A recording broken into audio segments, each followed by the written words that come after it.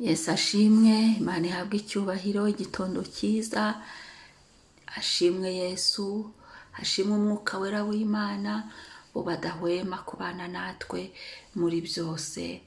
Imana isingizwe, Yesu asingizwe, umwuka wera turamukunda, umwuka wera uva ku Mana. Reka turirimbe iki gitondo iyi ndirimbo, numva iri kumfasha, numva iri kunezeza.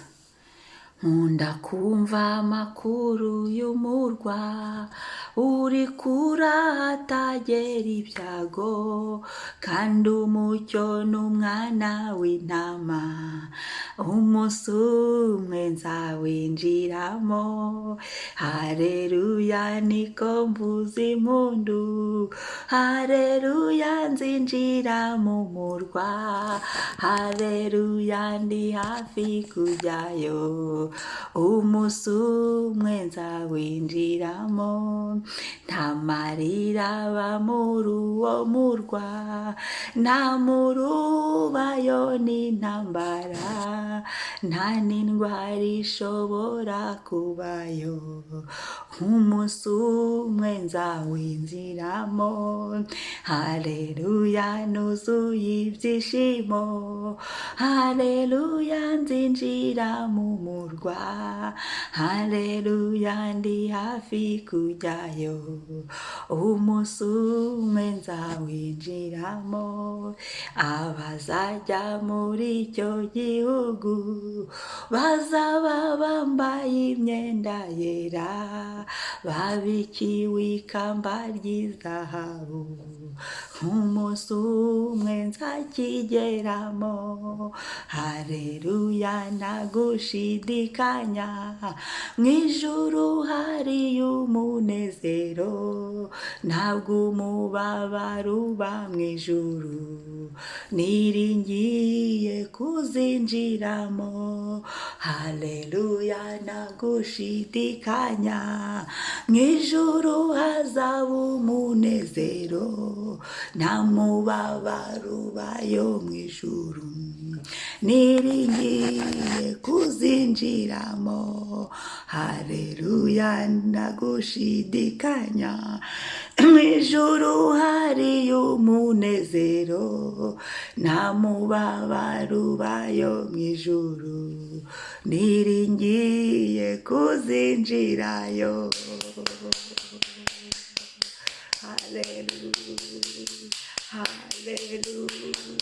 haleluya,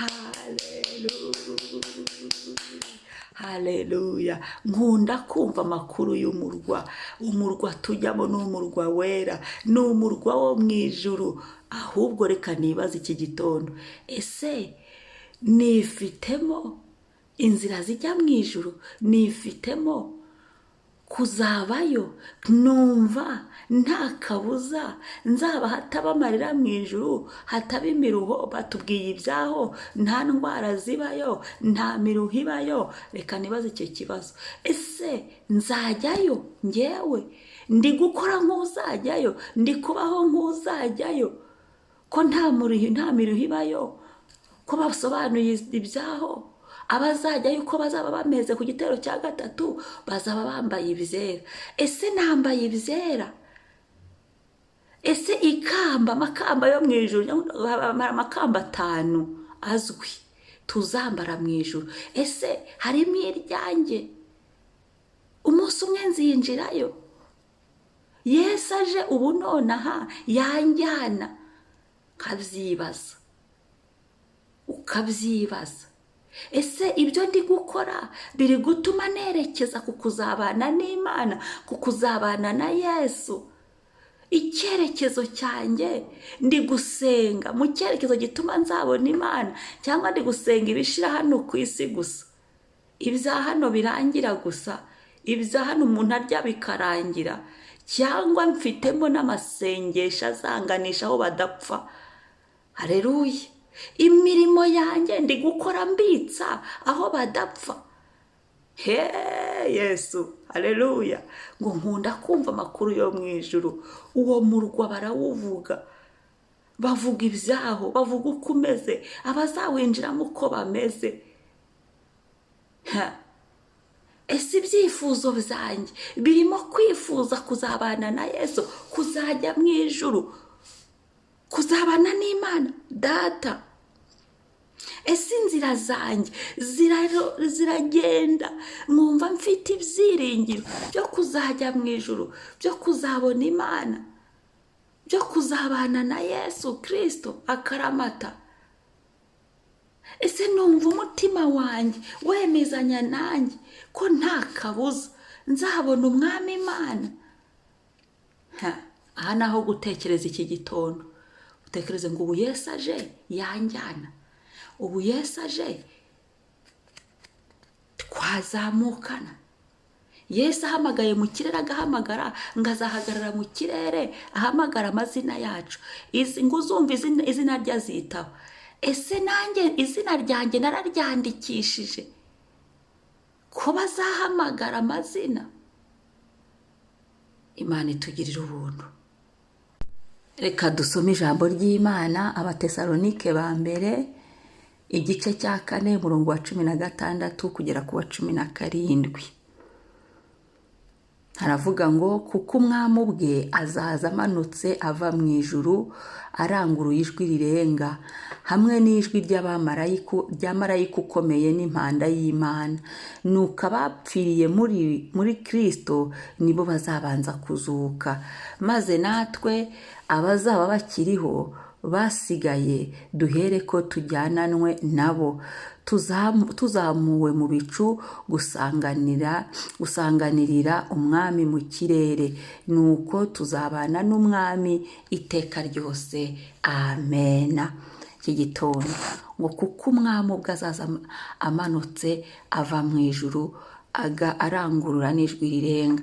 Iki gitondo nibaze ese iri jwi ry'umwami nzaryumva? Iri jwi ry'umwami ubu rivuze naryumva? Imana idutabare.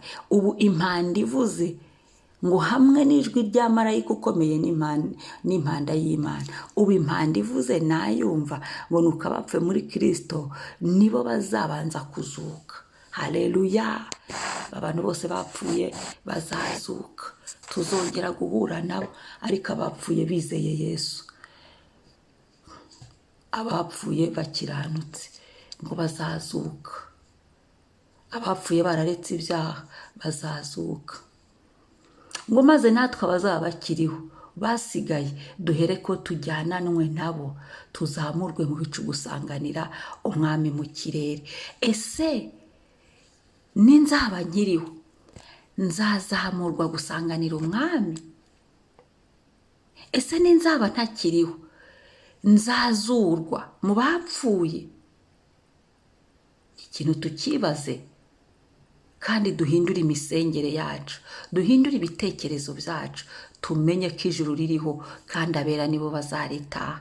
Tumenye ko ijuru ririho kandi Yesu araturindiriye, Yesu aradutegereje, barimo baratwitegura. Ngo tuzamuke ku murongo wa 17, ngo tuzamuwe mu bicu gusanganira umwami mu kirere. Tuzazamurwa mu bicu gusanganira umwami wacu Yesu Kristo, ngo nuko rero tuzabana n'umwami iteka ryose. Ese nkora nk'umuntu uzabana n'umwami iteka ryose? Ese ukora nk'umuntu wifuza kuzabana na Yesu, umwami Yesu iteka ryose? Aho sindi kwikorera ibyanjye, aho ntago uri kwikorera ibyawe, aho ntituri kwirebera ibindi. Oya, ni uguhindura. Yesu ari hafi kuza. Uyu munsi usenge gutyo, ubwira Imana ngo Mana, ikintu mu buzima bwawe, mu buzima twongere twisuzume, mu buzima bwacu ubwira Imana ngo Mana, ikintu cyatuma Yesu aje ntanjyane, ukihane. Ubwire Yesu uti Yesu umbabarire, umbwire ikintu cyatuma uza kigatuma ntabona ijuru, ukimbwire. Umuntu tukihane, tuzibukire.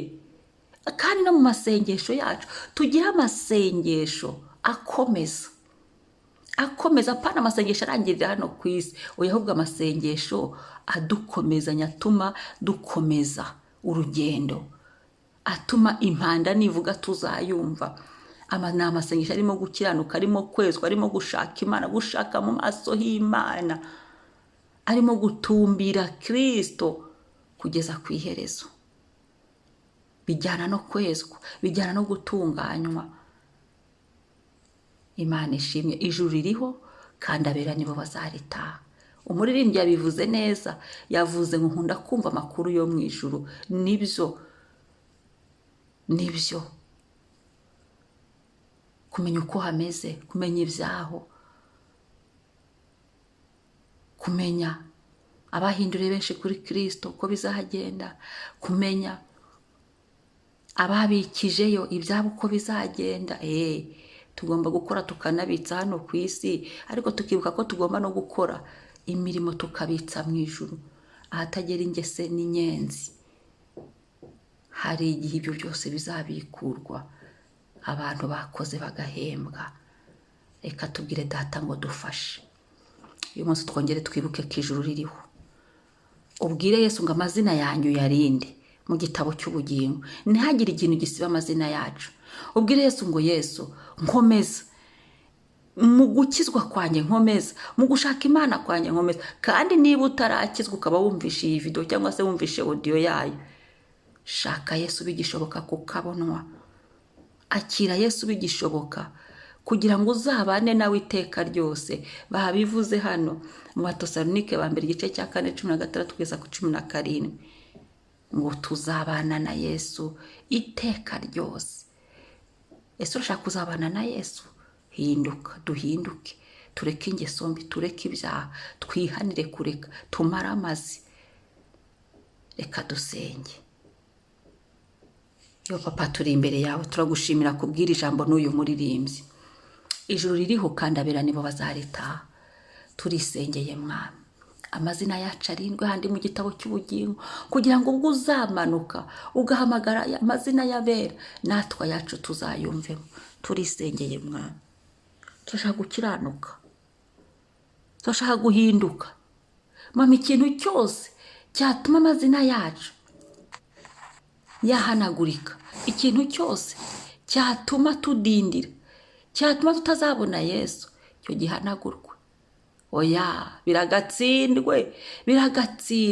Twamenye iby'amakuru yo mu ijuru. Ijuru ririho kandi abera nibo bazaritaha. Ijuru ririho kandi hariyo ibyiza gusa. Ijuru ririho kandi hariyo kuzabana n'Imana. Ijuru ririho hariyo umunezero. Ijuru ririho hariyo amakamba. Ijuru ririho hariyo gukira ibyago n'akaga n'amakuba. Ijuru ririho ubuzima buzakomeza, na nyuma y'ubu ubuzima buzakomeza. Data, uduhe gukiranuka.